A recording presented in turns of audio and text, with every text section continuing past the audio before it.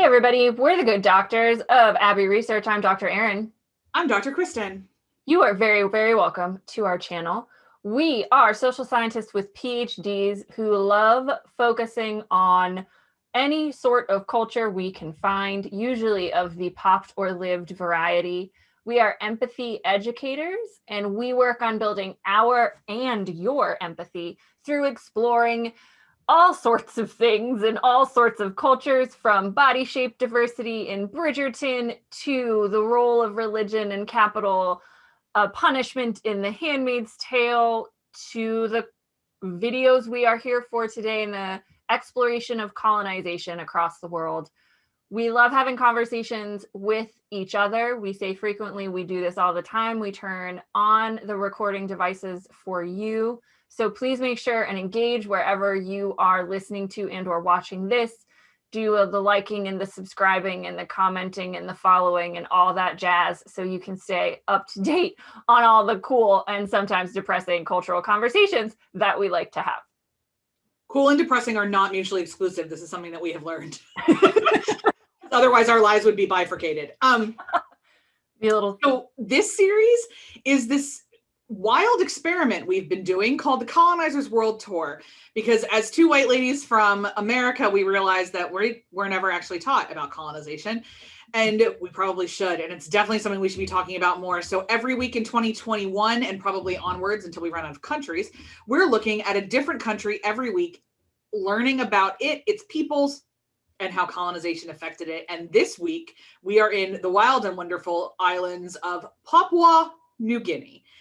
Now, Dr. Erin, let me tell you what I knew about Papua New Guinea. Please.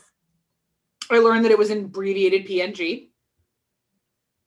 And I knew that at one point, there's a lot of high levels of, I mean, the theological word is syncretism, but like taking native beliefs and an external theological system and mixing them together. Yes. And a lot of like tribal beliefs that exist against logic. That's not a judgment statement, but like things have been proven to not be true and people still hold on to them deeply. Oh, yeah. And one of those things is that for a long time, and entirely possibly still, they believed the way to cure AIDS was to bury people alive. Mm-hmm. And that was, I'll tell you, as we walked into Papua New Guinea, a good frame for me to have about some of the ways that superstition and religion and belief are treated within this culture, because they are much more powerful than almost anywhere I've ever encountered as a religious scholar. Like, it's a lot. So what about you? What'd you know before we got here? I knew just a few things. My first encounter with Papua New Guinea, although I did not know it was Papua New Guinea, was in a super racist anthropology class in the movie Circle of Friends. Which is an adaptation of a Maeve Binchy novel that came out in 1995, starring Chris O'Donnell and Minnie Driver. It's one of my all-time favorites. And at university, at UCD, they go to a class and they learn about the Trobriand Islanders. And the Trobriand Islands are part of Papua New Guinea, and thus they are one of the cultural groups. But it's just super racist anthropology. But speaking of anthropology, the second thing I knew was my cultural anthropology teacher at the University of Pittsburgh in my undergraduate. His ethnographic, his fieldwork was entirely with the yam-loving Abalam people of Papua New Guinea. And they grow giant yams, and it's a huge part of their cultural tradition and their expression as a tribal group, is their relationship with yams. I also learned when we covered Indonesia that Papua New Guinea is the most linguistically diverse country in the world, but I learned that relatively recently. So anthropology and language, but mostly yams. That's what I knew before. And boy, was that just the tip of a very, very big iceberg. Papua New Guinea is it is a place, y'all. It's a place, y'all. So let's go to the map. Just like the rest of this month, it's a country in Oceania that comprises the eastern half of the island of New Guinea. and it's offshore to the islands of Melanesia. It is the world's third largest island country. And my guess is, even though I didn't double check this, it's behind Australia and Greenland. That's going to be my guess.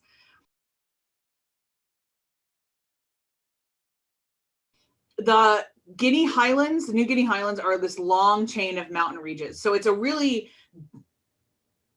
diverse like ecology in a way. You got mountains, you got beaches, you got lots of volcanoes, there's a ton of earthquakes. It honestly sounds like fun. So of all of that fun, around 8.9 million people live there as of last year. Its major city is Port Moresby. And getting around outside of Port Moresby involves a lot of planes. So it's very, very kind of remote and weird. The official languages, are we ready for the list? You've got English, you've got Hirimotu, you've got PNG Sign Language, and you've got Tok Pisin. It's a lot. Ethnicity-wise, they are Papuan Melanesian Islander, which is not a category that shows up in the United States Census, but I certainly hope shows up on theirs. The currency is the kina, which is named after a shell, which was their old currency.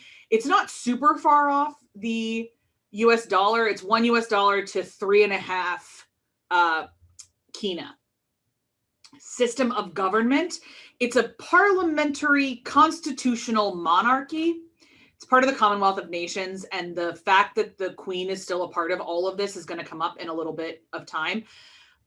Also, there's this semi-autonomous region called Bougainville that we want you to put a pin in and remember, because in tomorrow's video, Bougainville is going to be, well, the entire thing's about Bougainville. So get there. It's a really big Christian country. Get 95% of the people identify as Christians.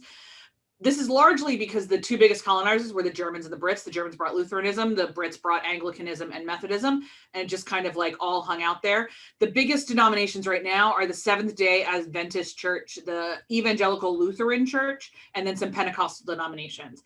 If at any point in time someone would like me to get into the way that the Pentecostal movement moves throughout the global South, please let me know. I'm happy to ramble about that, but only if someone cares, because I bore Dr. Erin enough with my religious ephemera. I don't need to do it. No. Look at my face. That was not a bored face. I was going to raise my hand as the person who wants you to talk about it. So maybe we'll do a sub video in our Colonizers World Tour. I like those. There's a lot about the particularities of Pentecostalism as a subsect within evangelicalism and how it moves within under-resourced. The way you'll hear talk about it is that Pentecostals are poor. I don't care for that, but there is some correlation and causation within some of the theological structures and the impoverished. I hate that fucking word. Oh. Under-resourced? Under-resourced is even not quite great. The disproportionately advantaged, I don't even know. The mess that is the results of colonization. Pentecostalism tends to show up in the aftermath. So got it. The way that Dr. Erin said that's linguistically diverse, it's also just like the most culturally diverse country on the planet. It's insane. Like there's just so much here. And there's so much the education, like this is where a lot of the island nations, I will admit, the statistics around education make me go, because like how do you get to people and how do you know it and all that kind of stuff. So there's a decent rate of literacy in comparison to the rest of the world, but definitely not probably where it could be. And in terms of the economy, I want to be really, really clear about this too, because we've got to talk about economy when we talk about colonization. It's classified as a developing economy. So put in here, third world country, under-resourced nation, and all of the tongue twisters that we danced around. None of them are good, by the way. Like none of them are the right way to talk about this. A developing nation, I like best because it means it has potential.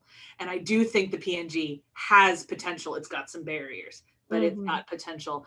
They do have, almost half the population can live self-sustainably, which is great because they absolutely need to.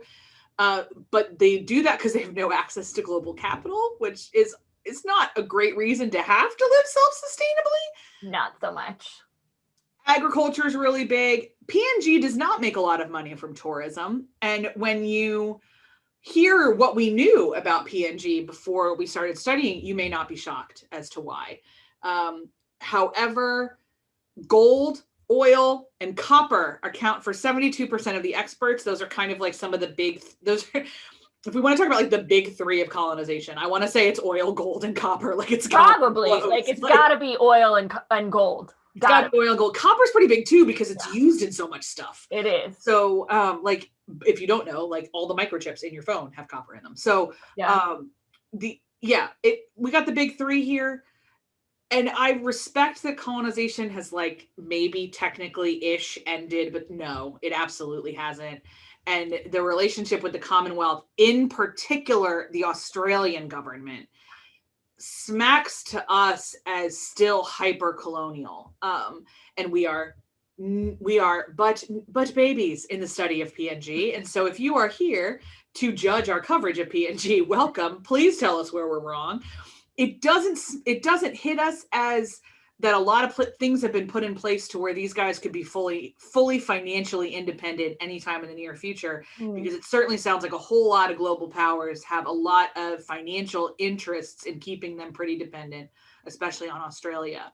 Yeah. But I'm getting ahead of the story of colonization in a way. Yes. So Dr. Erin, tell me an amazing bedtime story about the colonization of the PNG.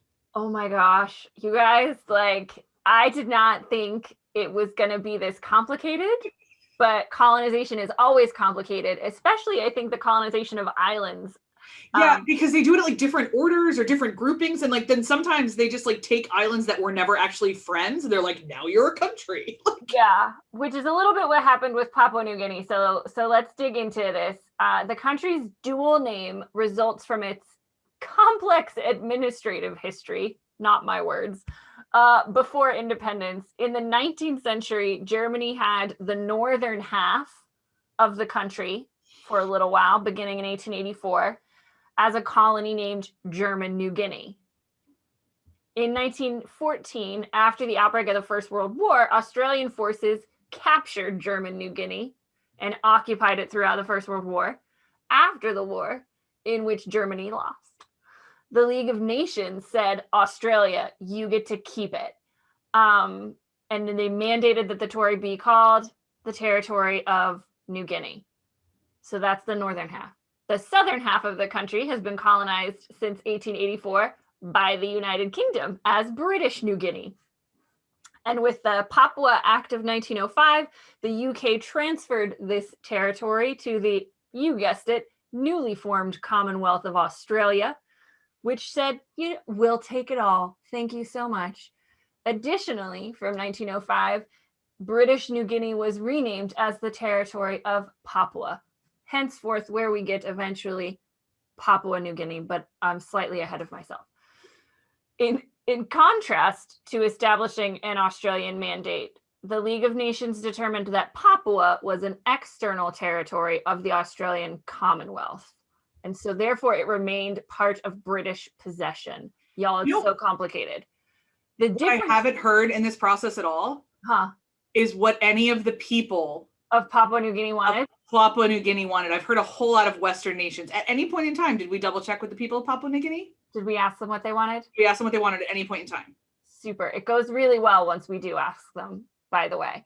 The difference in this legal status meant that until 1949, Papua and New Guinea had entirely separate administrations, both controlled by Australia. God, that's worse than Ireland. I didn't think it could get worse than Ireland.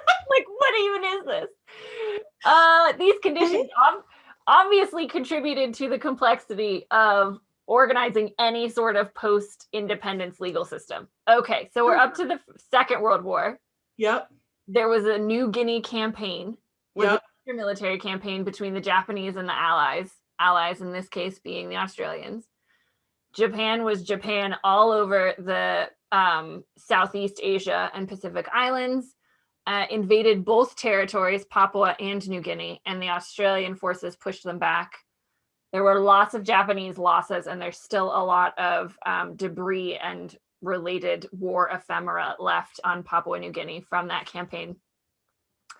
It was after the Second World War that the territories were combined into the Territory of Papua and New Guinea, which was later just called Papua New Guinea. Indigenous folks on PNG. There they go. Wow, I'm like 4 minutes into this. Now we've got to Indigenous folks of Papua New Guinea appealed to the UN for oversight and independence, and the nation was given its independence from Australia on the 16th of September 1975 and was brought in as a Commonwealth country. So independence-ish, still part of the Commonwealth, hence why QE2 is still, why they have a constitutional monarchy and QE2 is still their queen.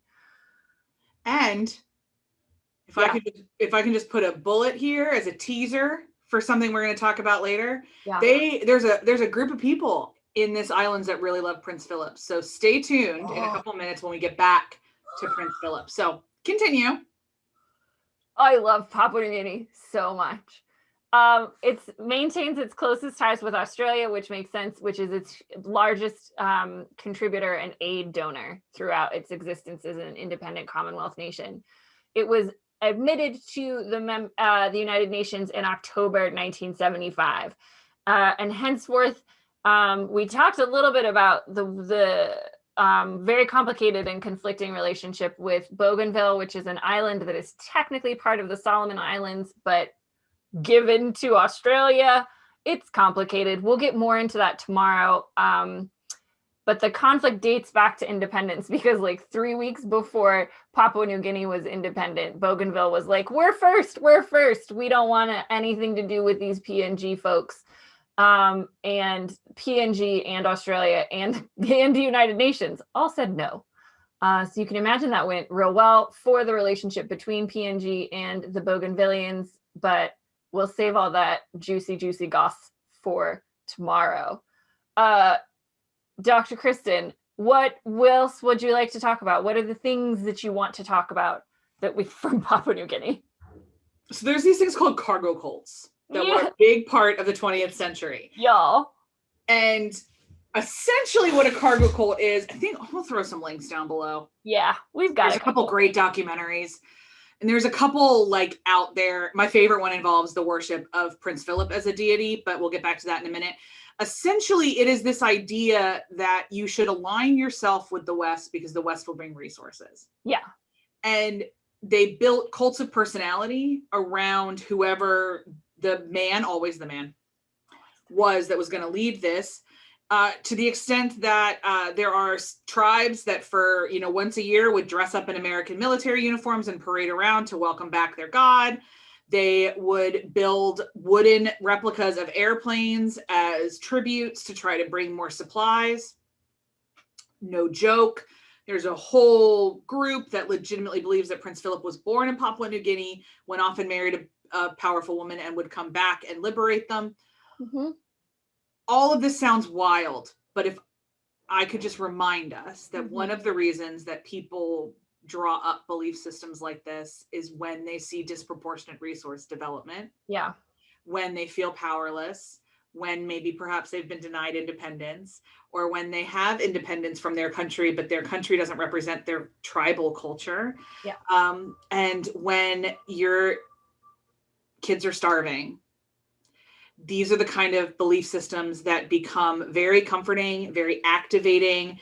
They allow people to exist in a world that is very much stacked against them. Mm-hmm. And so in the same ways that we talk about, even the faceless, that poverty is what breeds extremism. Poverty is what breeds terrorism. There are absolutely elements of poverty breeds extreme religions as well. Poverty and, Western cults are a little bit more of a poverty of soul situation, but a lot of cults in rural, very remote tribal areas have to do with an observed disproportionate resource distribution. So this sounds hilarious. And honestly, you can have a good chuckle over the idea that Prince Philip is a god. Feel free, and then come back to the idea that how these guys got there is real logical. Yeah. And the fact that they don't really exist anymore, like the anthropologists and the filmmakers that really kind of brought these to light are pretty much no, they're all kind of gone. My guess is that you can absolutely find people that still believe this, but know that they can't say it out loud anymore, because that's how faith systems work. But cargo cults, I'm gonna Yeah. I'm gonna hold cargo cults in my head for a little while. I know that you have something similar. Yeah. And it's so interesting too, because you brought up the concept earlier of religious syncretism, and Papua New Guinea is a fascinating place for so many reasons. But I think this idea that it is the most ethnically diverse place on this planet. There are 1,300, I think, different ethnic groups, which just sounds insane, but there are. One of the most culturally diverse countries in the world. So that's a big part of it. Lots of different languages and language groups. So you think about how those cultural traditions and ethnic traditions and language melds with colonialism, the ideas of colonialism, white people showing up who have a lot more resources than you. But then how that shapes your beliefs about religion and humans. And that leads me to my discovery that witch hunting, not the metaphorical kind, the actual kind, is still a real big part of PNG culture across a lot of the ethnic groups. They have a history of a strong superstition that was codified in government. They had a 1971 Sorcery Act, which imposed a penalty of 2 years for the practice of black magic. The government actually recognizes white magic as healing people and black magic as well. The Sorcery Act has been removed, but there are an estimated 150 to 150 sorcery killings is the term each year in Papua New Guinea to this day. We have a fantastic documentary in our Google Docs called Papua New Guinea, A War on Witches, that was done by Al Jazeera English, that tells you all about this cultural phenomenon in Papua New Guinea. They're usually carried out, sorcery killings, by groups of men, but it often involves the whole community. It is a cultural phenomenon in which, though they have modern medicine, they do not, a lot of these places do not recognize it or see it as valid. And so medical explanations are not valid for death and illness. So especially if a man dies, because it's a patriarchal society that prioritizes men, if a man dies or if a child dies, even if it's something like, a lung infection or cholera or cancer, or you're allergic to bee stings, whatever it is, if that happens, particularly the men in communities will look to sorcery as an explanation. And so the victims are overwhelmingly women and girls, vulnerable young women, widows without sons to protect them. This is very particular in the Highlands region on the island of New Guinea. But it was something I was very surprised to learn about. I shouldn't necessarily have been, because different people are different and cultures are different everywhere. No, but I think this one's a bridge beyond what we could have assumed to find. Yeah. Like, just call a spade a spade. This is not something we thought was going on. This is not something I thought was going on, nor did I think it was something that was going on that nobody's talking about outside of Papua New Guinea and Al Jazeera English. These women are at times burned alive. These women are cut into pieces by machetes and buried in the forest, and their families are not told where they are. And there's not a lot of help from the police or the government. There's a lot of police officers who believe in sorcery and witchcraft and believe that the only way to deal with it is through killing the sorcerer. So this is a chunk of a part of Papua New Guinea in which it's a real terrible place to be a woman, like real terrible. And we have some links in the Google Docs to that. I won't get into the horrible statistics. You can find them. We did. It's not hard. UNICEF and UN Women have done a lot of work on it. But it is one of the worst places in the world to be a woman, in terms of lack of access to resources, intimate partner violence, rape, gang rape, you name it, and sorcery killings. Cherry on the sundae. It's cherry on the sundae, but that's not what I'm going to end with, because I think what is really cool was that seashells were legal currency in PNG until 1933, and that's why the name of their currency is named after a shell, was because it was an island nation and they just used to pay people with shells, much like something out of The Little Mermaid. Because like money is a construct, just like time is. Well, that's a lot of heavy stuff we just threw at you, we know, but good news. The art that's coming tomorrow is actually a thing we have become like vaguely evangelical about. I think I have told no shortage of 100 people, including strangers on an internet forum, about the incredible coconut revolution of Bougainville. Y'all, it is one of the best stories of humans I have heard in a real long time. And please don't miss our coverage of it. Can't wait to talk to you about it. We will see you then. Bye.